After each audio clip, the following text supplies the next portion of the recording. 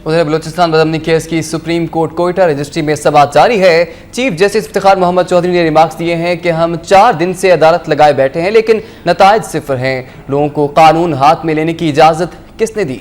दौरान समाअत chief justice ने इस्तफसार किया कि पशीन से 15 रोज़ कबल अगवा होने वाला नौजवान फरहान बाजियाब क्यों नहीं हुआ, जिस पर सेक्रेटरी दिफा ने जवाब दिया कि फरहान को जल्द बाजियाब करा लेंगे। चीफ जस्टिस ने रिमार्क्स दिए कि हुकूमत और इंतजामिया नौजवान की बाजियाबी में दिलचस्पी नहीं ले रही। लोगों को कानून में हाथ लेने का इख्तियार किसने दिया? पुलिस और लेवीज इस मामले पर खामोश क्यों हैं? चीफ जस्टिस ने सेक्रेटरी दिफा से इस्तफसार किया कि अच्छे अफसरान की क्या कमी है जो नालायक अफसर लगाए हुए हैं, आप उन्हें हटा क्यों नहीं देते? लगता है कि आप अपने आप को कमज़ोर महसूस कर रहे हैं, जिस पर सेक्रेटरी दिफा ने कहा कि वो ना तो आपको कमज़ोर महसूस कर रहे हैं और ना ही वो कमज़ोर हैं। उन्होंने वजाहत की कि अब लेविस का पहले की तरह असर व रसूख नहीं रहा, कबायली इलाकों से मालूमात हासिल करने में देर लगती है, जिस पर चीफ जस्टिस ने सेक्रेटरी दिफा से कहा कि आपको चाहिए था कि लोगों को रिलीफ दें, लेकिन अब तक कुछ नहीं किया गया। दौरान समाअत एफसी के वकील राजा इरशाद ने कहा कि गैर मुल्की एजेंसियां बलूचिस्तान में मुदाखलत कर रही हैं, जिस पर चीफ जस्टिस ने कहा कि आप गैर मुल्की एजेंट्स को पकड़ें, अदालत आपका साथ देगी। हमने मुल्क को बचाना है, हम चाहें तो हसास इदारों के आला अफसरान को भी अदालत बुला सकते हैं। और आपको बताते चलें कि सुप्रीम कोर्ट कोयटा रजिस्ट्री में बलूचिस्तान बदमनी केस की समाअत इस वक्त जारी है। इसी हवाले से अब तक होने वाली कार्रवाई के बारे में मज़ीद तफसीलात लेते हैं कोयटा में हमारे नुमाइंदे अब्दुल सत्तार काकड़ से। अब्दुल सत्तार, बताएगा इस केस की आज क्या कार्रवाई रही? जी, आज सुबह से जो है काफी चीजें जो है यहाँ पे जेर बहस आई हैं।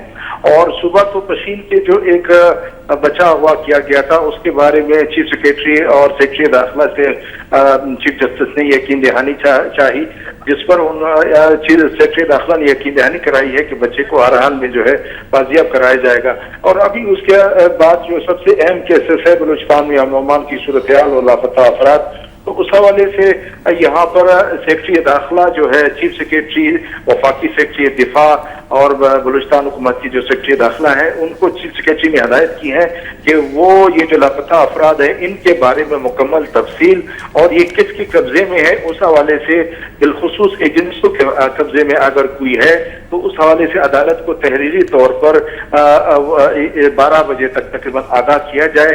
तो उसके बाद जो अफसरान यहाँ मौजूद थे वो निकल चुके और ये तहरीरी तौर पर अभी अपना बयान जो है अभी तक दोबारा समाअत शुरू हो गई है, लेकिन जो तहरीरी बयान उनसे तलब किया गया था वो अभी तक उन्होंने नहीं दिया है। तो हो सकता है थोड़ी देर में। इसी तरह आईजीएफसी को भी कहा गया कि आपके पास जितने लोग हैं वो उनके जो है उनके बारे में तफसील अदालत को फराहम की जाए।